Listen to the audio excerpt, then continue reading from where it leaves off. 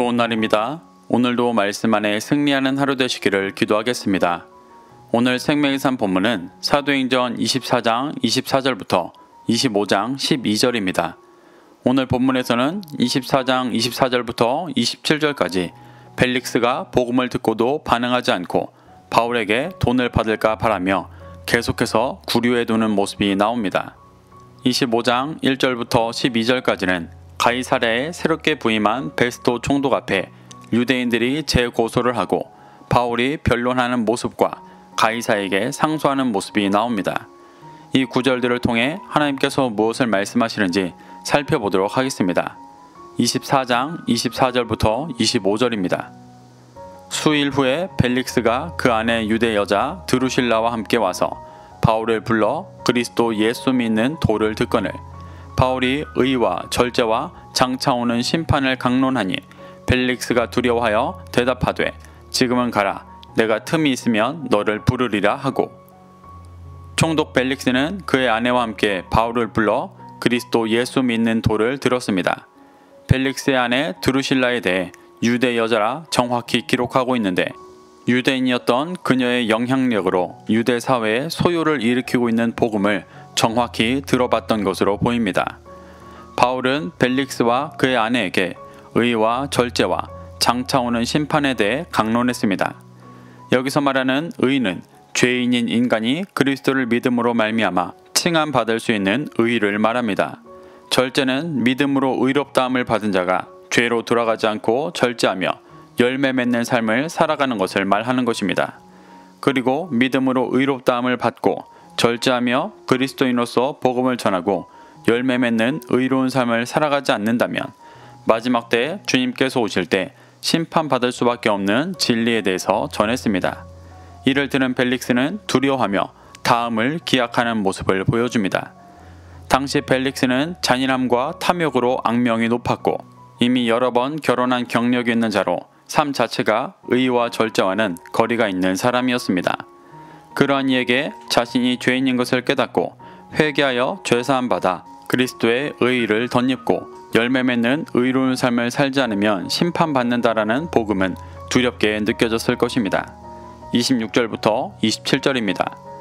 동시에 또 바울에게서 돈을 받을까 바라는 고로 더 자주 불러 같이 이야기하더라.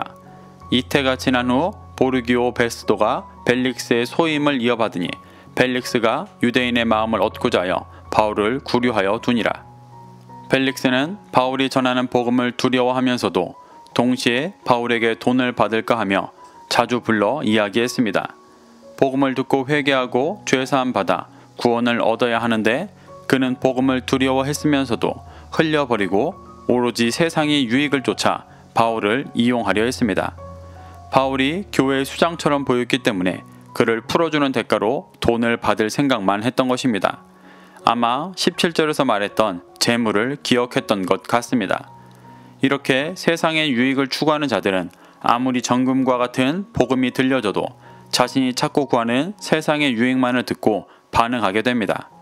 바울의 목적 자체가 로마에까지 이송되어지는 것이었기 때문에 돈을 사용할 리가 없었습니다. 그래서 벨릭스는 2년이나 바울을 구금하고 있었습니다. 벨릭스가 바울을 구금하고 있던 이유는 돈 문제도 있었지만 바울에 대한 처분이 유대인들에게 매우 민감한 문제였기 때문에 죄가 없음을 알면서도 섣불리 풀어주지 못하고 있던 것이었습니다. 그래서 그는 베스도라는 후임자가 오기 전까지 유대인들을 굳이 자극하지 않기 위해 계속 베드로를 구류시켜 놨습니다. 철저하게 자신의 유익을 위해 한 사람을 2년 동안이나 구금시켜 놓았던 것입니다. 25장 1절부터 3절입니다. 베스도가 부임한 지 3일 후에 가이사랴에서 예루살렘으로 올라가니 대제사장들과 유대인 중 높은 사람들이 바울을 고소할세 베스도의 호의로 바울을 예루살렘으로 옮기기를 청하니 이는 길에 매복하였다가 그를 죽이고자 함이더라. 새롭게 유대 총독으로 부임한 베스도는 부임한 지 3일 후에 가이사랴에서 예루살렘으로 올라갔습니다. 가이사랴는 로마가 정한 유대 지역의 행정적인 수도였지만 예루살렘은 유대인들에게 종교적이고 실질적인 수도였습니다. 그래서 유대 사회를 이끌어가는 산헤드린 공의회 등의 실질적인 인사들이 그곳에 있었기 때문에 바로 예루살렘에 방문한 것입니다. 새롭게 부임한 베스도에게 대제사장들과 유대인 중 높은 사람들은 바로 바울을 고소했습니다. 벨릭스 때 지지부진했던 바울에 대한 고소를 새로 부임한 베스도가 아직 내부 사정을 다 파악하기 전에 빨리 죽이기 원했기 때문이었습니다. 그들은 베스도에게도 호의를 베풀어 바울을 예루살렘으로 데려와 심판하자고 청했습니다. 이는 바울이 오는 길에 매복했다가 그를 죽이기 위함이었습니다. 4절부터 5절입니다. 베스도가 대답하여 바울이 가이사랴에 구류된 것과 자기도 멀지 않아 떠나갈 것을 말하고 또 이르되 너희 중 유력한 자들은 나와 함께 내려가서 그 사람에게 만일 옳지 아니한 일이 있거든 고발하라 하니라. 베스도는 바울을 예루살렘으로 데려와 달라고 하는 유대인들의 청을 거절했습니다. 그가 유대인들의 암살 계획을 알아서 이렇게 한 것이 아니라 그가 생각하기에 합리적인 이유들이 있었기 때문이었습니다. 그는 바울이 가이사랴에 잘 구류되어 있는데 굳이 인력을 들여 데려올 필요가 없다고 말하고 또 자신도 예루살렘을 곧 떠날 것이기 때문에 바울을 예루살렘에 데려와 자신이 재판할 시간이 없다는 것이었습니다. 이는 그에게는 매우 합리적인 이유였습니다.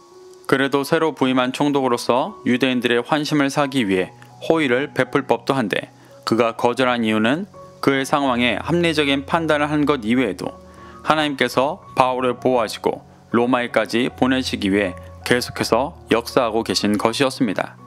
그래서 베스도는 예루살렘에 있는 유력자 중에 몇 사람이 자신과 함께 가이사랴로 가서 고발하라고 말했습니다.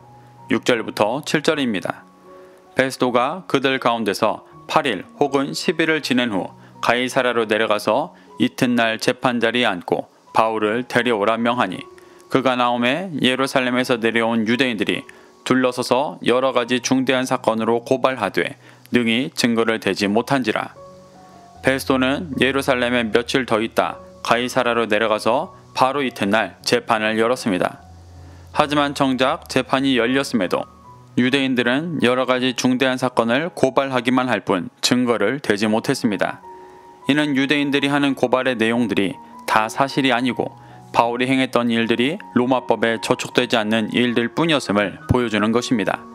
8절부터 9절입니다. 바울이 변명하여 이르되 유대인의 율법이나 성전이나 가이사에게나 내가 도무지 죄를 범하지 아니하였노라 하니 베스도가 유대인의 마음을 얻고자 하여 바울더러 묻되 내가 예루살렘에 올라가서 이 사건에 대하여 내 앞에서 신문을 받으려느냐. 유대인들의 고발에 바울은 스스로를 변호합니다. 그는 유대인의 율법이나 성전이나 가이사에게 죄를 범하지 않았다고 말합니다. 율법과 성전에 관한 것은 유대 종교법에 대한 죄였고 가이사에 대한 것은 로마 법에 대한 죄였습니다. 바울은 양쪽 모두의 죄를 범하지 않았음을 정확히 말하고 있습니다. 베스도는 유대인들이 고발하는 내용에 어떠한 증거도 없음을 보았고 단호하게 자신에게 죄 없음을 주장하는 바울을 보며 무죄의 판결을 내릴 수도 있었지만 바울에게 예루살렘에 가서 신문을 받아보자고 권합니다. 이는 표면적으로는 로마법에는 죄가 없으니 예루살렘에서 자신의 동행하에 유대 종교법에 관한 것도 재판해보자는 것이었지만 유대인들의 마음을 사기 위해 행하는 일이기도 했습니다. 10절부터 11절입니다.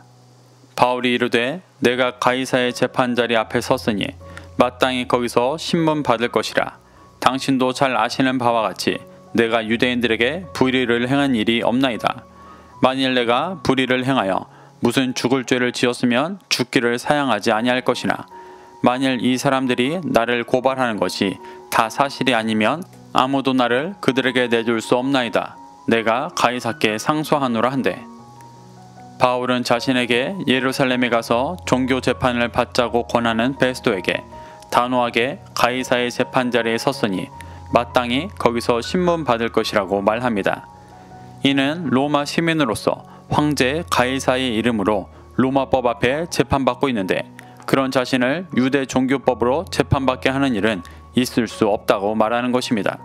더구나 자신이 아무 죄가 밝혀지지도 않았는데 계속해서 거짓으로 고발하는 유대인들에게 간다는 것은 죽으러 가는 것과 같았기 때문에 로마 시민인 자신을 아무도 예루살렘으로 보낼 수 없고 직접 가이사에게 상소할 것이라고 말합니다. 이는 로마 시민의 특권인 로마에 가서 재판받을 권리를 행사하겠다는 말이었습니다. 12절입니다. 베스도가 배석자들과 상의하고 이르되 네가 가이사에게 상소하였으니 가이사에게 갈 것이라 하니라. 바울의 상소에 베스도는 더 이상 다른 것을 권하지 못하고 배석자들과 상의한 후에 바울이 로마에 가서 재판받을 것이라 공포합니다. 결국 바울을 죽이려는 유대인들의 재고소가 지지부진했던 재판을 다시 열리게 했고 바울이 로마에 가는 길을 열어주는 상황이 되었습니다. 하나님께서 바울을 로마에 보내어 복음을 전할 수 있도록 역사하고 계신 것입니다. 사랑하는 성도 여러분, 유대인들은 자신들에게 끝까지 복음을 전했던 바울을 계속해서 죽이려 했습니다. 그래서 새로운 총독이 온 틈을 타서도 또 암살하려 시도했었습니다. 하지만 하나님께서는 그들의 재고발을 사용하셔서 결국 바울이 로마에 갈 수 있는 길을 열어주셨습니다. 비록 인간의 눈에 보기에 바울의 로마 행이 영광스러운 길이 아니라 죄인으로서 재판받기 위해 가는 길이었지만 바울은 이에 개의치 않고 오직 복음을 전하는 일에 몰두되어 있었습니다. 우리는 하나님의 역사하심과 바울의 겸손한 모습을 교훈 삼아 오늘도 복음을 전하고 모든 죄인을 구원하기 원하시는 아버지의 마음과 연합하여 복음을 전하며 열매 맺는 삶을 살아가게 되시기를 축복합니다. 오늘도 이 말씀을 심령에 새겨 승리하는 하루 되시기를 기도하겠습니다.